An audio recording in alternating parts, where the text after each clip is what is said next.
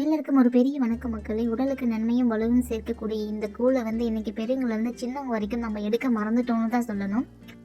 உடலுக்கு அவ்வளவு வலிமை சேர்க்கக்கூடிய இந்த கூழ் எப்படி செய்யுதுன்னு பார்க்கலாம் வாங்க. இது செய்யறதுக்கு நமக்கு 1 கப் அளவுக்கு கேழ்வரகு மாவு எடுத்து உங்களுடைய கையை க்ளீனாக வாஷ் பண்ணிட்டு உங்கள் கையால் இந்த மாவு கரைச்சிக்கோங்க.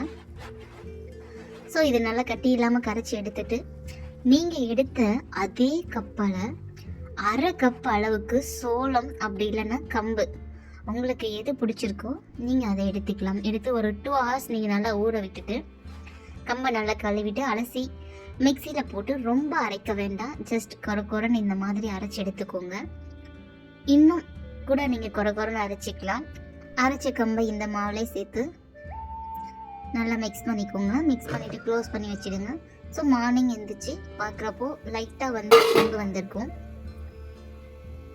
இதுக்கப்புறம் நீங்கள் உங்களுக்கு தேவையான அளவுக்கு தண்ணி எடுத்து கொதிக்க விட்டுட்டு அதில் நீங்கள் நாம் ரெடி பண்ணி வச்ச இந்த மாவை கலந்துக்கோங்க. கலந்துட்டு நல்லா கிண்டி விட்டுட்டே இருக்கணும். கைவிடாமல் கிண்டுங்க, ஏன்னா அடியில் பிடிச்சிடும். பொங்கு வர வரைக்கும் கைவிடாமல் கிண்டுங்க. பொங்கு வந்தப்புறம் கைவிடாமல் கிண்டணுங்கிற அவசியம் இல்லை. எப்போவாவது ஒரு டைம் கிண்டினால் போதும். அதுக்கப்புறம் நீங்கள் சிம்மில் வச்சுடுங்க. இதுக்கப்புறம் சிம்மில் நல்லா கம்பு வேகிற வரைக்கும் விடுங்க. கம்பு வெந்த அப்புறமா உப்பு சேர்த்துக்கோங்க. அவ்வளோதாங்க, நம்மளோட கூழ் சூப்பராக ரெடி ஆகிடுச்சு. இப்போ பாருங்கள் நம்ம எப்படி சாப்பிட போகிறோம் இதுன்ட்டு. நீங்கள் காய வச்ச பால் இல்லைன்னா மோர் சேர்த்துட்டு கூழ் சேர்த்துக்கோங்க.